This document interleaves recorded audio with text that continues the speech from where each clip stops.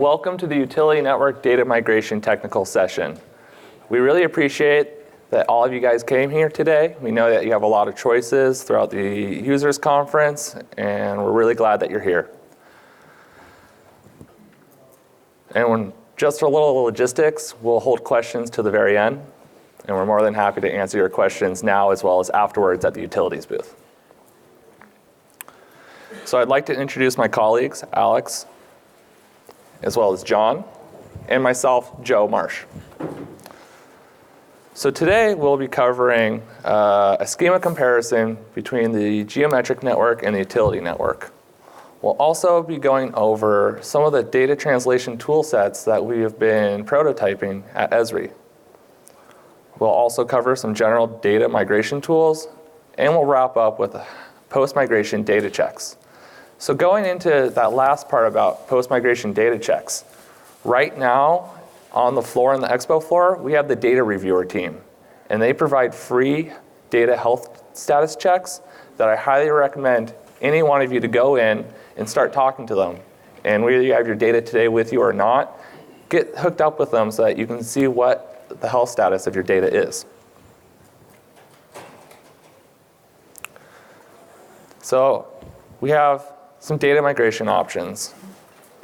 We have some out-of-the-box software using ArcGIS geoprocessing tools.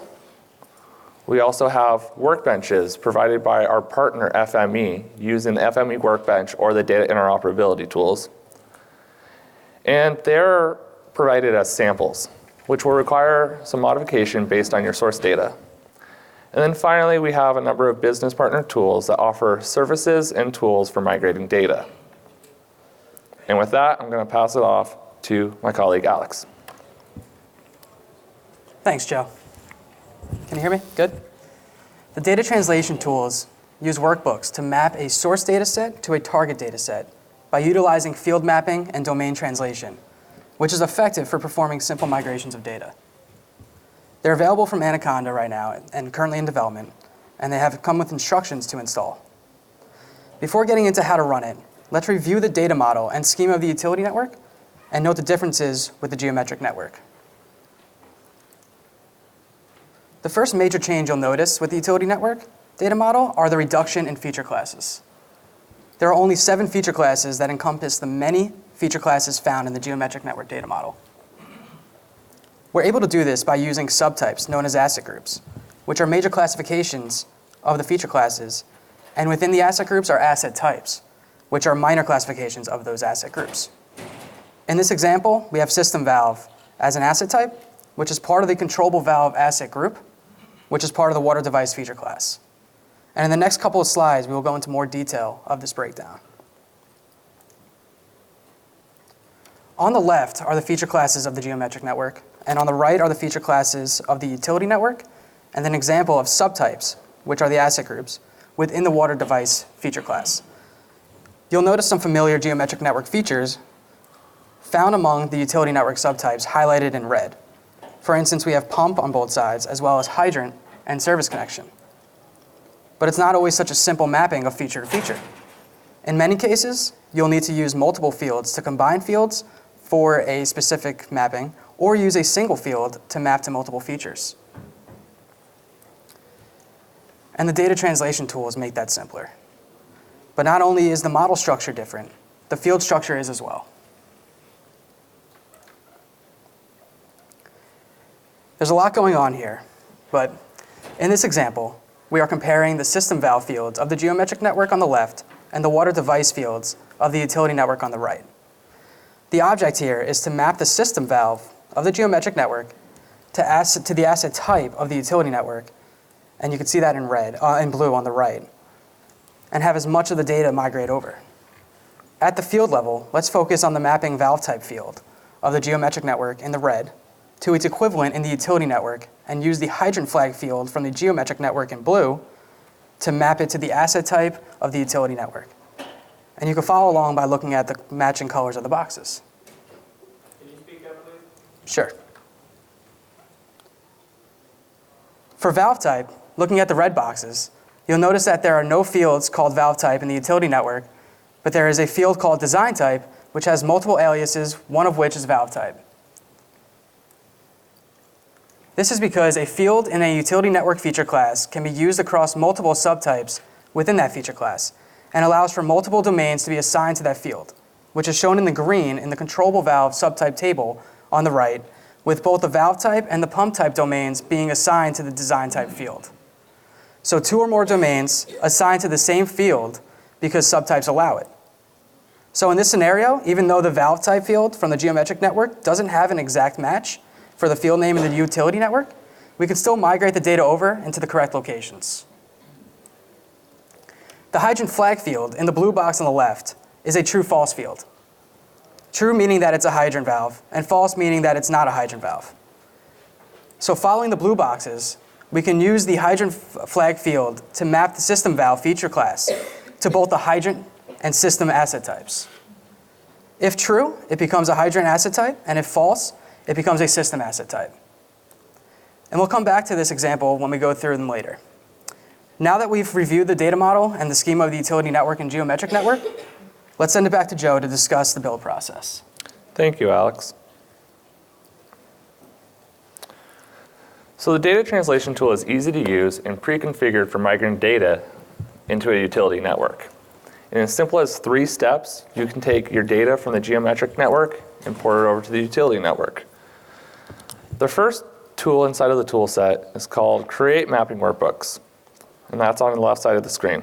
And it does exactly what it says it does. It takes every source feature class within your geometric network and it creates an Excel workbook for it. And each sheet inside of that Excel workbook contains each one of your attributes. So let's go ahead and take a deeper look. The first sheet that we're looking at is our mapping sheet on the left-hand side. Here we'll be entering information into the keys column and the values column so that the data translation tool has a lookup table to know what to grab and how to map it. On the far left-hand side,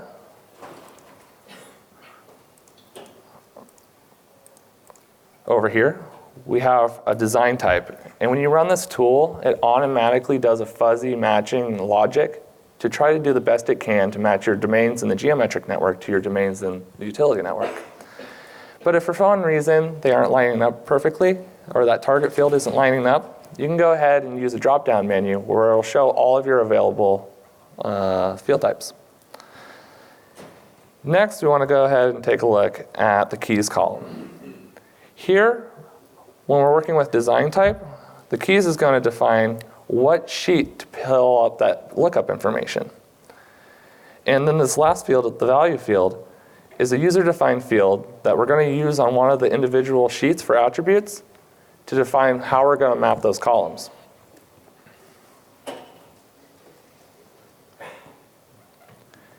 And when we get into this, looking this up, you can go in and look at the fields or the domains or the subtypes using ArcGIS Pro, which is a great thing to do while you're getting familiar with ArcGIS Pro and learning how to navigate around it. But we also have a new tool in beta called our Data Dictionary tool.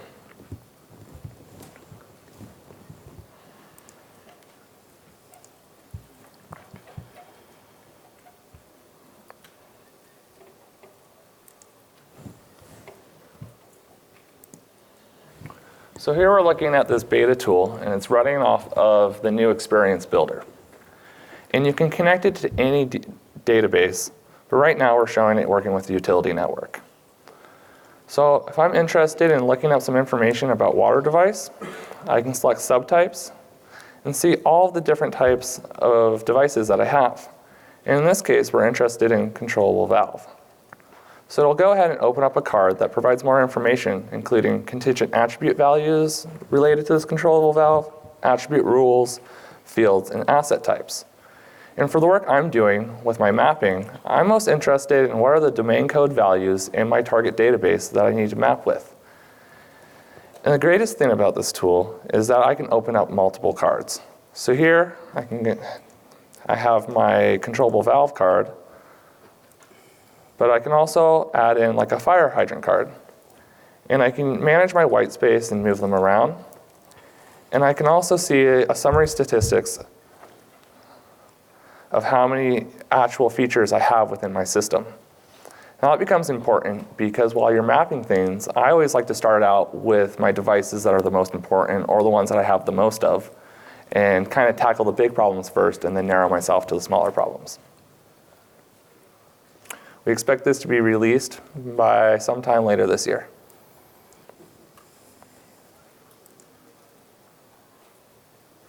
So going back, once we've filled out our mapping workbook, the next step is in a mapping spreadsheet. We can define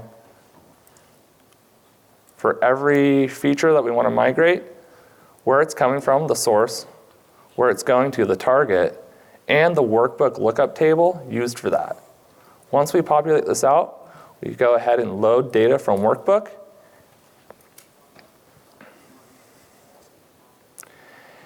And it very quickly allows us to shuttle our data over. One extra feature or parameter that I want to point out is on this tool, we've included a checkbox for truncate your database before loading. And the reason why this is important is that migration with this tool is an iterative process. It's an iterative process with any tool. And having to set and stage a brand new clean asset package every time can be a lengthy process. So clicking this button allows you to just go ahead and iterate through your mapping workbook and guess and check and just load it very quickly. So with all this, let's see it in action. I'm going to pass it back over to Alex. Thanks, Joe. Okay, so right now we're looking at ArcGIS Pro. And on the right, we have the data translation toolbox. Now the first tool that we're going to open and focus on is the Create Mapping Workbooks.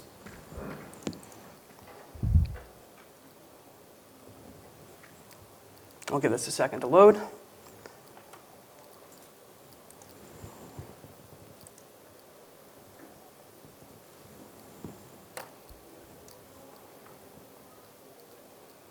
Okay, so on the left, this is where we're going to choose our source data set, which we can go into our databases and find the geometric network. And for this, we'll choose our system valve that we're using before. And on the right, we're going to choose a feature class from the utility network.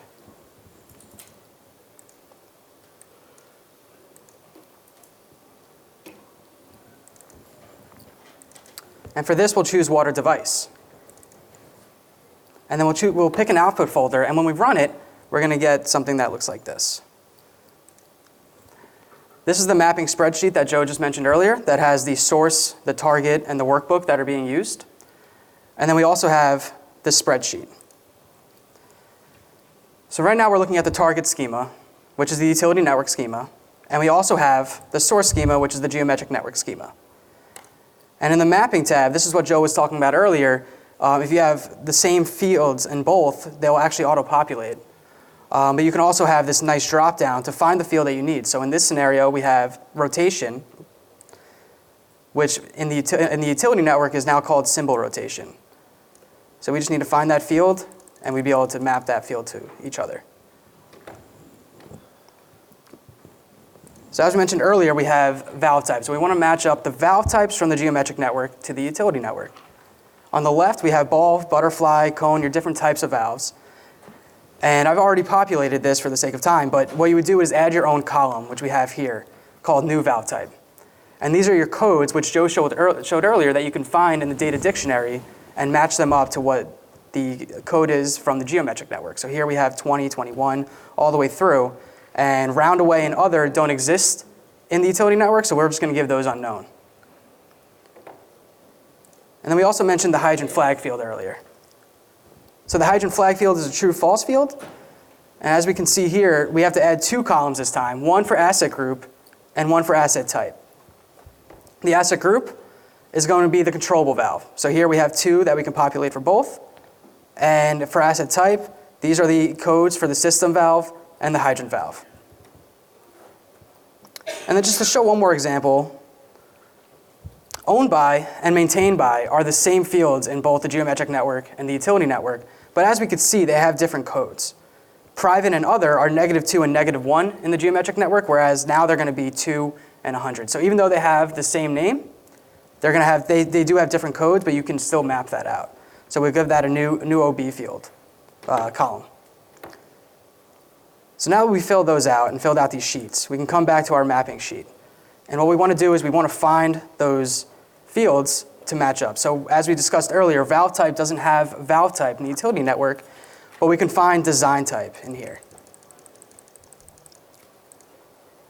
And then for the keys, we're going to choose this column here, which is valve type.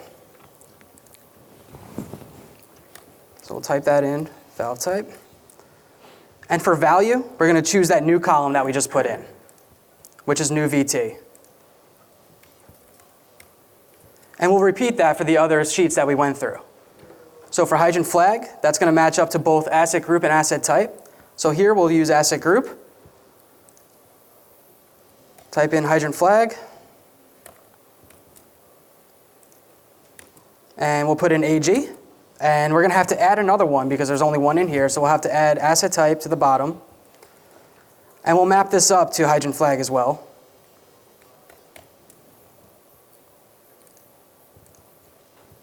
Choose the field type, which is small integer. And then we'll use hydrant flag and AT. And then for the owned by field, we'll also map this out. We'll use the owned by field, owned by column, and we'll use for the key. And for value, we're going to use the new OB value. So now we have this mapped up, we can save it, come back into ArcGIS Pro, and we'll open up our load data from workbook. So this is using that sheet that I mentioned earlier and that Joe showed earlier that's showing the source to target and specifying which workbook it's going to use. So here we'll find our workbook, which is this mapping workbook right here. And let's look at this table. So this table is an empty, it's an empty water device feature class. And when we run it, you're going to notice that all the data that we mapped before is going to come over and have new assigned values. So we can review this. The asset group got the controllable valve. The asset type, depending on whether or not the hydrant flag field was true or false, got system or hydrant. And we can come over to valve type.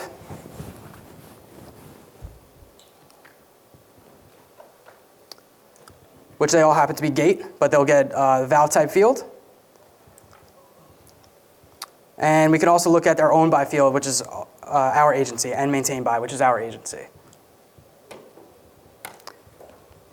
Okay, and now I'll send it over to John to discuss the migration workbench. Thanks, Alex. So at Esri, we like to have a lot of different options and different ways of doing things to give you the option of how you want to do it. One of the other ways we worked with one of our business partners called Save Software to develop is a workbench using their FME product or our data interoperability extension to move the data over. In this example, we have 3 workbenches that are defined for use for this: electric, gas, and water. They are available on GeoNet and they're free. You can download them and use them. They are model specific, and the current electric one is based on the previous version of the model. We are going to be working towards updating it for the newest version, but there are differences. Like I said, it does require interop or FME to use it. Sorry about that. Okay, next slide. Now, there's no easy way to migrate data. If you've ever migrated data, you understand that. You're going to have to go through the process that Alex and Joe were talking about of figuring out what is what in my source data, where does it go in my target data. There's just no easy way to do that unless you're going from a very strict definition to another very strict definition. So in the workbench, we have hard-coded right now a lot of that information in the workbench for electric. For gas and water, it's in a spreadsheet, but for the electric, it's embedded in the workbench itself because of the complexity. So you go through this process of doing your source mapping, target mapping, just like that we're talking about, and then you execute your workbench, and then you output an asset package. Big difference here is you are outputting an asset package with a workbench. It is not going to a utility network directly. It will only go out to an asset package. Next. So you can download it from GeoNet. We have sample data in the output and the input to it, so you can see what it's supposed to look like going in, what it's supposed to look like coming out. There's documentation to explain how to use the workbench and how to modify it. There's a thing called the assembly builder, which Safe Software actually created for us to help define how things are going to be moved over in place. And I'll get to that in a few moments. And then a schema mapper workbook, and I'll go into some details on that. The schema mapper is basically an Excel workbook, kind of like what they were just describing, just formatted a little differently. This workbook has basically just 3 worksheets. It has the asset type lookup table, which is your asset type, asset group, and the codes that are associated with those that the workbench will use to look up to translate into the codes that actually get loaded into the database. One of the powerful tools of it is the domain translation. So I can translate one domain from this format to another format. One of the things we've done with our asset packages that we defined in our data models is we're trying to use numerics for the actual codes for all domains because they perform better. Strings do not perform well in a database as a key. Next is target feature classes. In the water and gas, those are used for the translation. In the electric, those are not used in the translation. The electric side is definitely very fixed on a fixed input model and a fixed output model. If you don't have the exact match, you're going to have to modify it, the workbench itself. Then there are tabs down there that go into each feature class that you're going to be bringing over. Now, domain translation, I'm going to go into a little bit about that, explain what the attributes are. You've got the first one, which is feature class. So I can tell for this feature class, I'm going to use this translation of this domain. But for another feature class, I'm going to use a different translation. So you have that flexibility. If you leave it blank, it's just going to do it for all. Then you have the source attribute name, domain name, the target domain name, where it's going to, the source description, the source code, then the UN description and the UN code. In this case, we're going to be doing nominal voltage. And I'm going to go, they've called it 4160 delta volts. Code is 110. In the UN, we've called that 1.6 kV. And the code is 4160. It's the actual face-to-face voltage. But this spreadsheet will do all this translation for you. It is a huge spreadsheet. It has all the domains in there populated. And you'll have to go in there and populate all the other information to make sure it maps over correctly. We try to map it over as best guess, but it's not going to be perfect, especially if your data is different. Okay. So now when I talked about modifying the workbench, one of the things you're going to have to do is if your source data is not named the exact same things that we named them in our source database, you are going to have to modify the workbench to tell it what that feature class name is coming in. That's your first modification. And you're going to have to modify it in this part of the workbench. I've highlighted it here. These are some of your feature classes, not all of them. If you didn't name it bus bar, you named it something else, bus, you have to go change it here. There's no spreadsheet to do that for you. Next. Now the assembly builder, that's more of an electric thing, but we're starting to find now also using it for gas, in particular in compressor stations. We're taking a very simple thing and a very simple representation of the geometric network. In this case, I'm taking a transformer, which is basically a single point. I have a point for the structure, and then I have my low voltage lines connecting to it, my medium voltage above it. In the UN, that's going to look very different. That's going to be a whole lot of things because you had unit information. In North America, we typically, if we do three-phase transformers, it's 3 different pots. It's not one piece of equipment. It's 3 pieces of equipment at minimum. And if you have fuses and other equipment on there, not self-protected, then you might want to add all that in there. Do you have to add all that in there? No, and I'll get to that in a moment, how you can not do that. So, in this example, we are looking at a transformer. This one in particular is a single-phase delta transformer. The XML tells the software, the workbench, how this one point is going to become all these things. Over on the left-hand side of the screen are the things it's going to become. I've got a tap connection point up top coming off medium voltage. I've got 2 arresters, 2 fuses, 2 transformers. This place is open delta. And then my line into the bottom going to my low voltage. The XML tells it how that's structured, how it's going to structure it. And in here, I've highlight over on the left-hand side, I've got the AR1, which is about halfway down. You see that. That equates to the arrestor 1. That's telling it arrestor 1 what it's going to connect to, what it's going to be connected to on the top side, where it's going to be placed spatially in this migration. So all that's defined in this XML. Is it fun to edit? No, but it's very powerful. And you have to have an XML. There's an XML for basically each assembly or container that you're going to translate. So all your transformers, your fuse banks, switch banks, et cetera, you would have an XML for each one of those asset types. And that's how it knows to translate it into that thing. Our single phase delta, overhead open delta. Oop. Oop.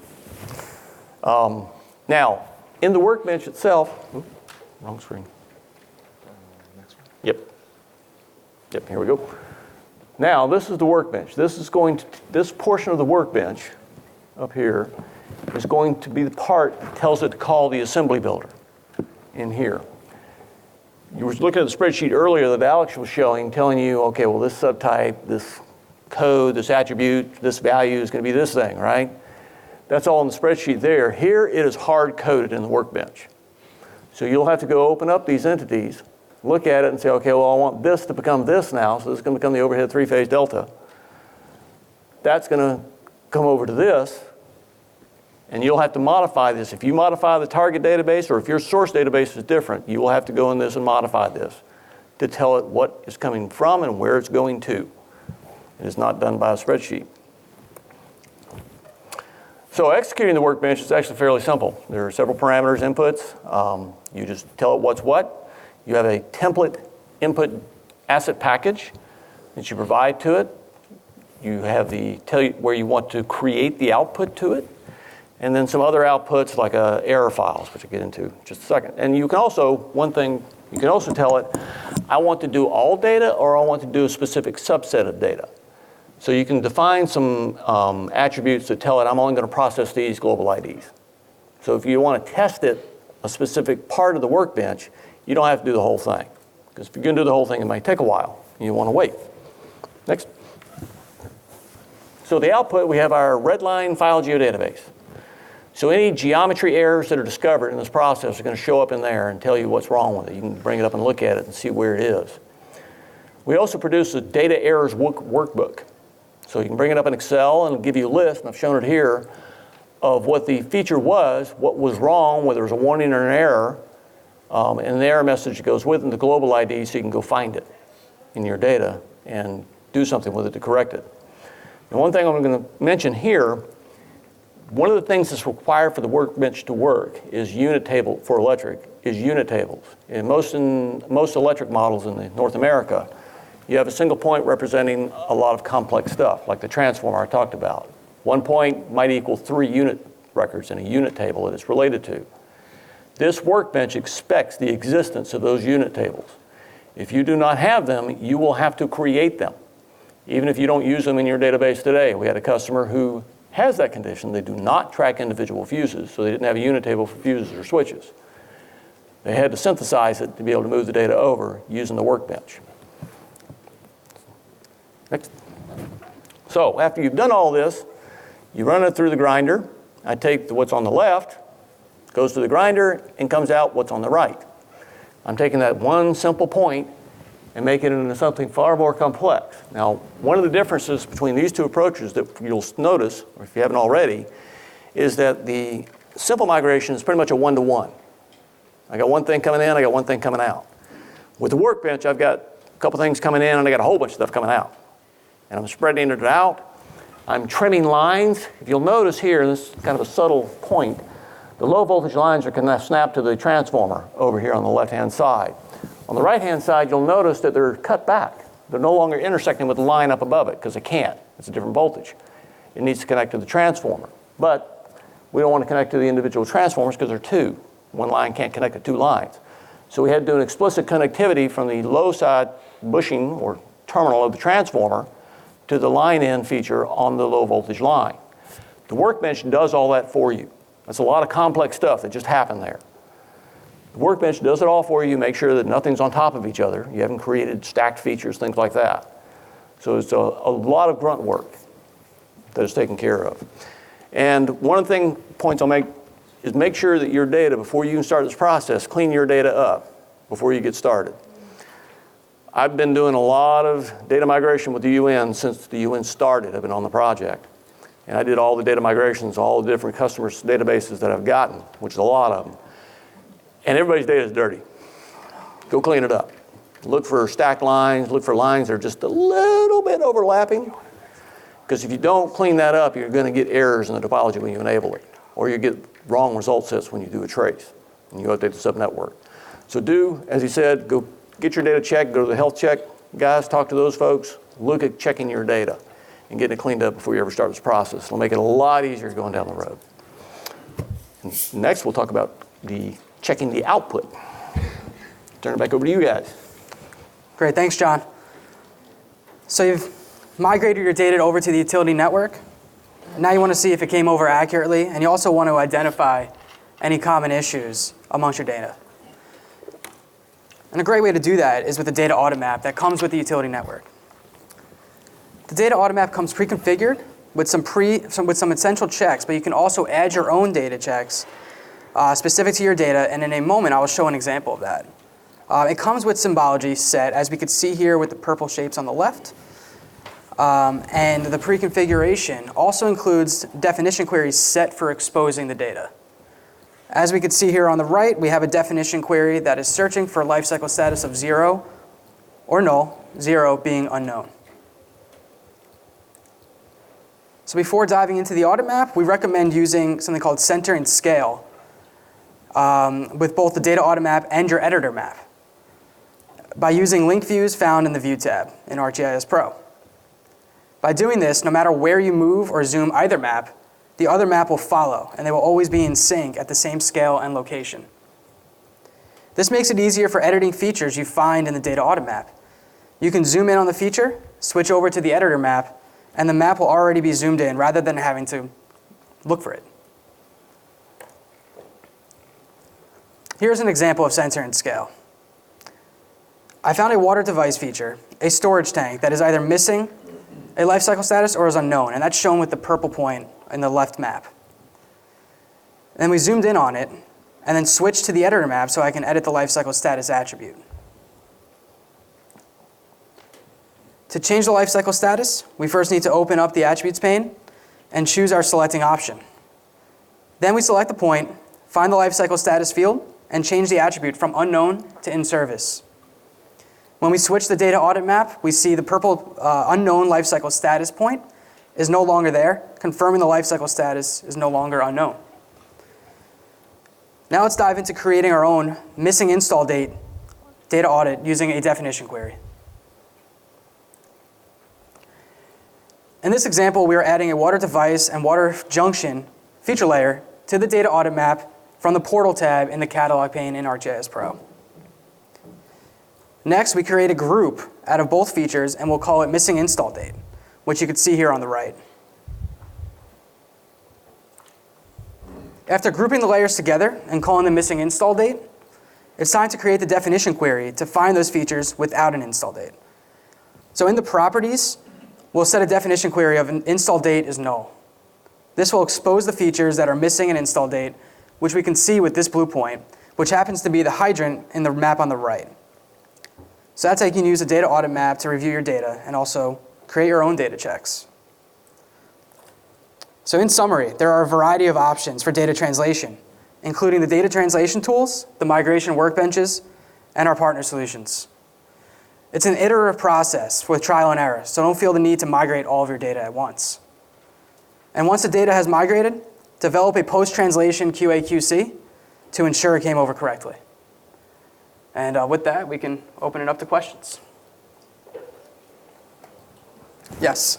Do you pre-configure your data reviewer to use some of these checks? Yes.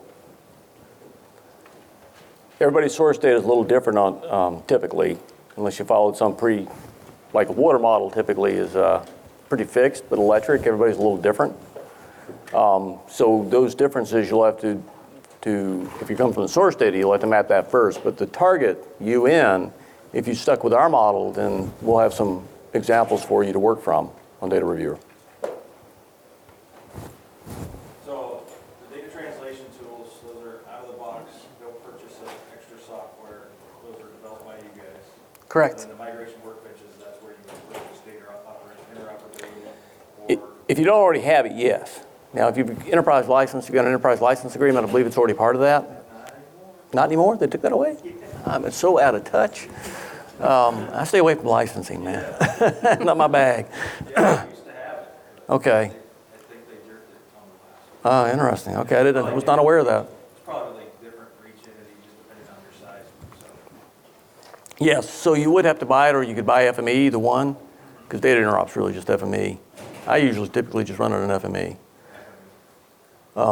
If I'm doing it instead of the data interop, it will work in either one. Just the FME gives me more tools to play with, more bells and whistles. It's just one of those things, you only do it once, and then you're done with it. Yeah, good luck. Do it a lot. Well, I mean, just to do the translation, we don't migrate our data very often. You know, there are different, people are looking at doing that in different ways, right? Some people are looking at keeping it in the GN for a while and just moving it over constantly to the UN until you get all their interfaces replaced. That's one workflow I've heard, and then others talking about, well, I'm just going to do a circuit at a time, right? Or, you know, a portion of my system at a time. So it'll, you know, take a while to get it cleaned up and moved over. So everybody's got different ways of doing it. Probably take the water over first and then tackle electric. Yeah. There's not even a fiber model yet, is there? Not yet. We are working on one. I think, when is that supposed to be out? Do you know? We have a fiber model that can handle conduit without our non-spatial tables, and we hope to release it out through a GeoNet post within the next quarter. Okay. So we gotta do all three. Lucky you. No gas? Yes. On your water model, you also have a sewer wastewater model that goes along with that? Yes, So it's specifically just for wastewater, it's not part of the water data model? correct. And and also, I guess, would the recycled water portion be included with the water system? Or is there some differences in some ways? Right. Right now, we don't have recycled water modeled, but yeah, we can look into that. Yes? Do you have to have a geometric network set up, or is it good enough that the data is like formatted, already pre-formatted, to be ready for a geometric network? So for migrating to the utility network, so the data translation tools that we showed can work on any file geodatabase. Yep. The only thing to think about in that is that if you don't have a geometric network, things may not have been snapped together topologically. Right. So just be prepared for that part. You in the front. Is the possibility of, after the Esri UC, to have contact through Esri for review of utilities that need to be cleaned up? I know you mentioned today. The data reviewer team is down in the showcase area, and they're the ones you would talk with to set that up. And they can set up after the conference, you know, to work with you after the conference, and they can also talk about it here. So they're down there right now.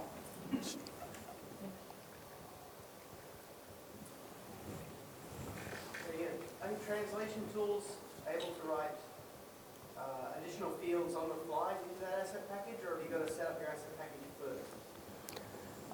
Well, that's a great question. I highly recommend to set it up first, but because our GP tools are built off of Python, we can do in-flight translations like change a data type.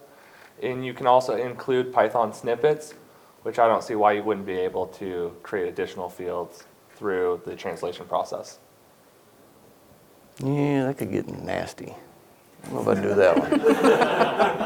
That one scares me.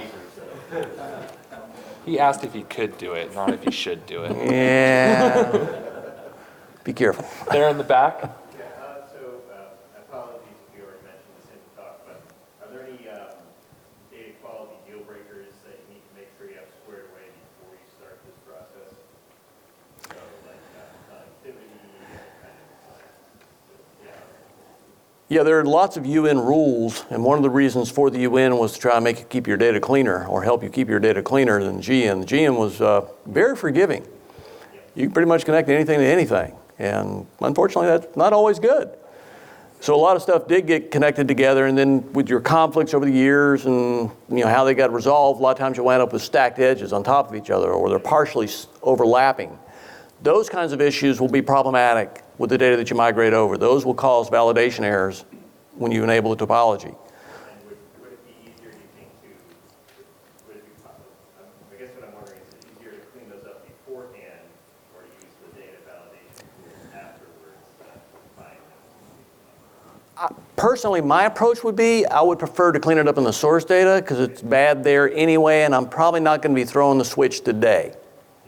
Right? So I'm going to be going through this process for the next 6 months. I don't want to have to clean the same data for 6 months every time. So I'd rather clean it up in the source and not deal with it on the back end. But that's my preference. You certainly can do it the other way around, and I have, where I've migrated it over and it's like, oh my, I got a mess. So just let me go write a script and go clean this up real quick so I can get on with my tests. So you can do it either way, but in the back. You mentioned using an iterative process. Are any of your tools set up to do delta detection? I didn't quite hear that. We mentioned that it was an iterative process, and she asked if there is a way to track delta changes between each change. Ooh, good question. No. But we'll try to take that idea down because it's a great one. Yeah, that is a good one. Oh, Is there, or how far off would Esri be away from domain-specific data migration courses that would have some sample data, atmosphere? That's a good question. Yeah, we haven't really talked about that. Is that something services would do? Yeah, services or training. Yeah. That's a very good question. the question was, will it be domain-specific training for the data translation tools? I do not know of any discussions on that, but I think we're going to be having one this afternoon. If you want to drop your card off, we'll get back to you on that. That's actually a very good point. Good idea. I have been working with the services group, people on the electric side, quite a bit, teaching them how to do it. So they are familiar with it, but I'm not sure. I don't think we have anything formally planned at this point. But if you leave your card, I'll get back to you. So you're saying that we could have overlaps in our lines with a geometric network? Is that true? Or, Yeah. Oh, yeah. So would it be good to build a topology first and check for all of, build a topology in there as well and check for all of that first? That's kind of like your first step cleanup? Yeah, you can't build a topology because it's geometric networks. You'd have to take it out to another feature data set. Geometric network, grab all the Yeah. stuff and build a topology. Yeah, I've done it that way as well. And then complex edge features, how do you guys break those apart now that it goes, because it used to be you could snap mid-span or whatever. but You can still snap mid-span. Still snap mid-span. Yeah, on the electric side, just so you know, on the electric side, our recommendation is to break it everywhere the wire is cut in the field, not at every pole. And there are performance reasons for that. The more things you have to fetch, the slower it's going to be.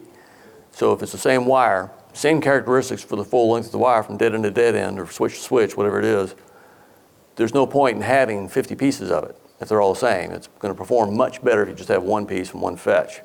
But you can, we call it tapping, just like you do, right?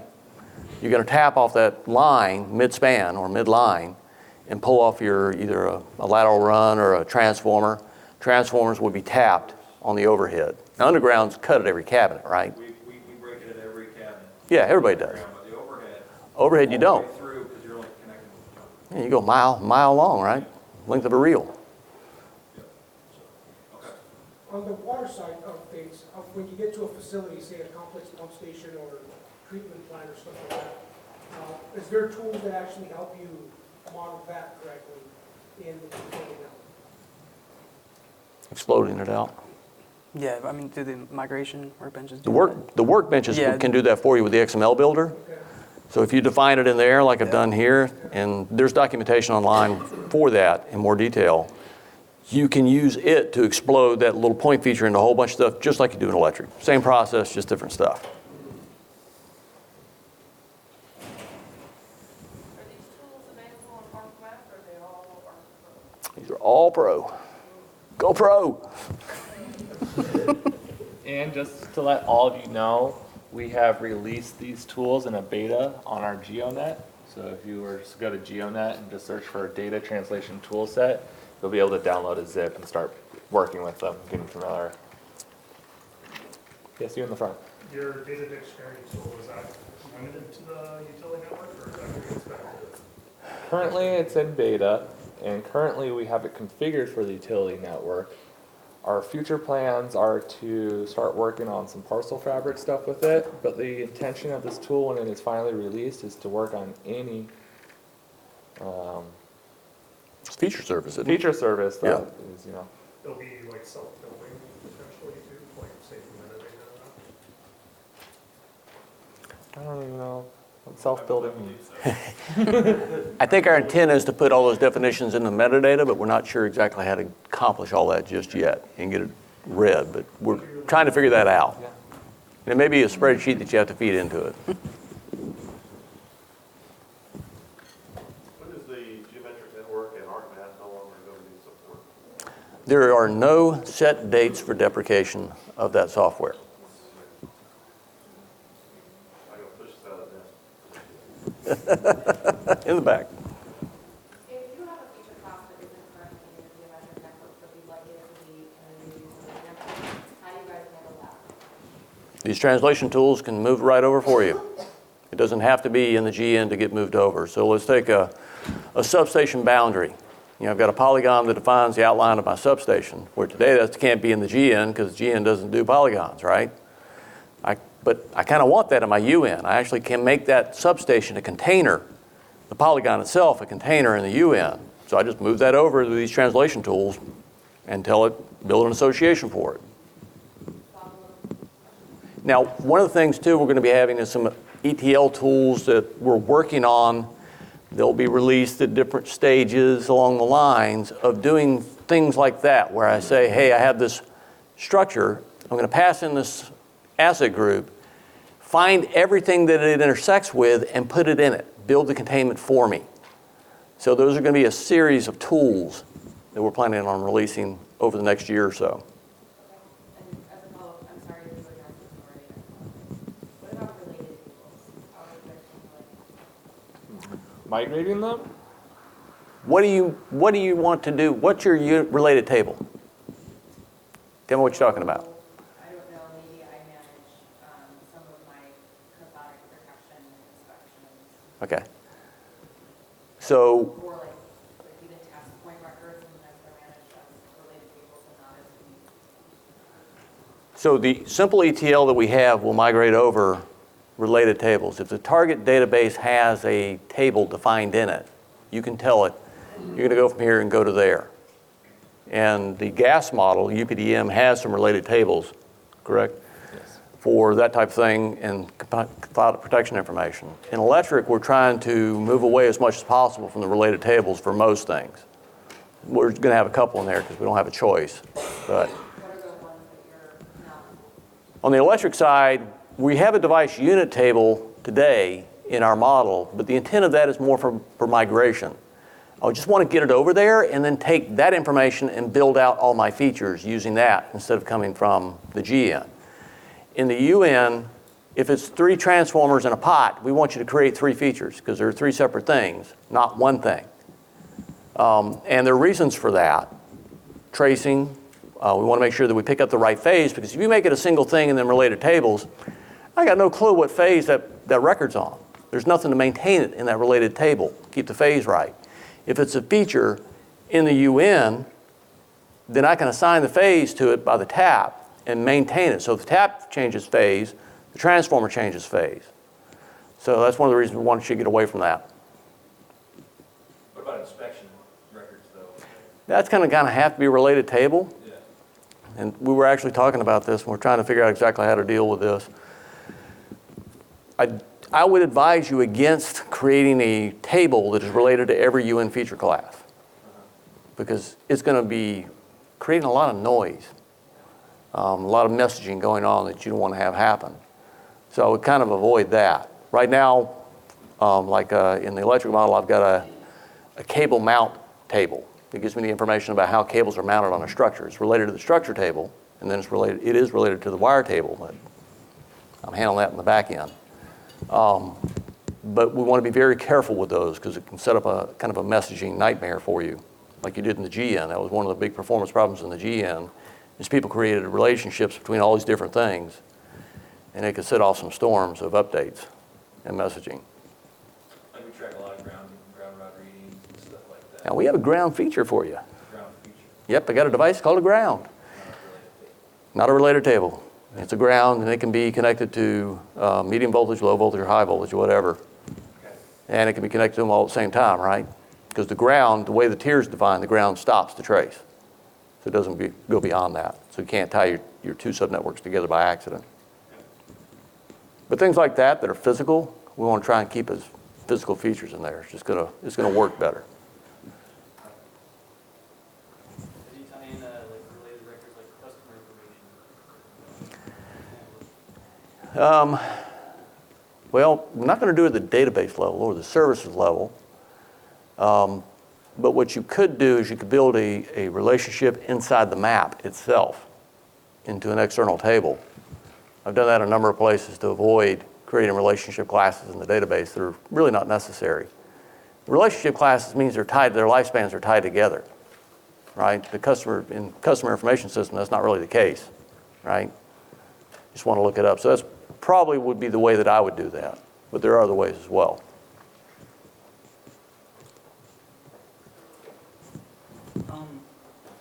Can you build a single line diagram from Yeah. utility network? Yep. Schematics is built into the software. So you just have to give it the template and tell it you want to expand the containers or not, and it'll build it all for you automatically and maintain it too. So when you update your subnetwork, it'll update the diagram as well. So what do you do with assets? I mean, they're related to a point like in the water network, if you got a hydrant location for a hydrant valve, and you have a hydrant piece of equipment on there, relating the equipment, and eventually off that inspections and maintenance on that equipment. Would you not relate those then? I would be very careful with relationship classes. Their lifespans tied together. Because you can relate in two different ways. You can relate in the map. You can create a joint or a relationship that's in the map, not in the database. Yeah. And that gives you the functionality of being able to select it and navigate through, finding the things that are related to it. It doesn't maintain it for you. Yeah, that's kind of an issue. That's the drawback to it. But I also don't have all the expense. I'll give you an idea. In my previous life, I flew around the world fixing performance problems, and about half of them were caused by things like that. And at one site, we took, open and store display, right, in ArcFM. It was taking about 2 minutes because of all the relationships in there. I got rid of all those relationships that I didn't need and turned them into in-memory relationships based in the map. It took less than 3 seconds to open the map. So essentially, Store display. technology change in how you work with the data now. Yeah, it does have some implication there, yes. In the middle. Is there support for hyperlinks in the utility network and fields, context of like work order management system? Yeah. Just agnostic outside of the utility network. Just our core software can handle hyperlinks within attribution. You're welcome. In the back. For the data translation tool set, how does it handle the system tables that aren't feature related, so like your attribute rules, given all those things that you actually included? Well, the data translation doesn't translate attribute rules for you. You have to write those and put them in the asset package yourself, or put them in the UN. Yeah, In the translation, there's nothing. Don't. Yep, that's not part of the translation process. All right, everybody. So our time is running out here, so thank you everybody for coming. And before, if you have a chance, please share your feedback in the app. We really take a look at this. Everyone at Esri does, and we do our best to make things better. So we're listening, and please leave feedback. Thank you.